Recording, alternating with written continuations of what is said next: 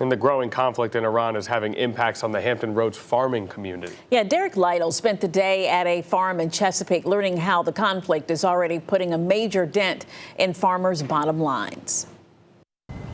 Heath Cutrell with Cutrell Farms tells me in a normal season they would have all of their nitrogen fertilizer tanks full. This season, moving into planting in April, they have 2 of them full, which means growing nerves happening this week as they realize fertilizer prices are skyrocketing due to the conflict in Iran. Nervous tension as we move forward with the conflict. 4th-generation Chesapeake farmer Heath Cutrell says there was no sense of urgency to put in their yearly fertilizer orders before the conflict in Iran began. Obviously, there was no threat, so we weren't too fast about putting it in here as quick, and of course, that was a mistake. He says just this week alone, those prices on the nitrogen fertilizer they rely on have skyrocketed. Fertilizer prices have, I've heard it was up $150 a ton above what they normally are. He says they go through an abundance of fertilizer for their corn or soybean crops, and almost all of it comes from the Middle East.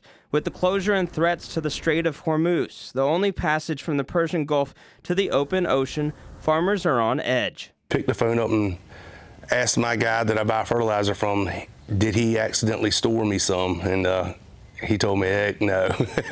He says times were already tough. Corn last year sold for the same price as the 1970s. Now, try adding in booming prices on fertilizer to plant that corn. Grandfather was still farming, and he sold corn for $3.80 a bushel.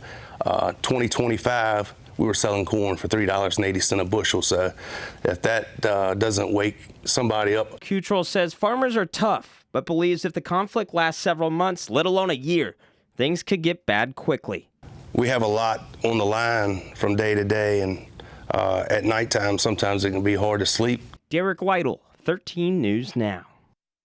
And Cutrell says it's a wait-and-see game, and they are hoping they can hold off on another order until the conflict ends. But if it lasts through April, farmers may have to make some tough choices.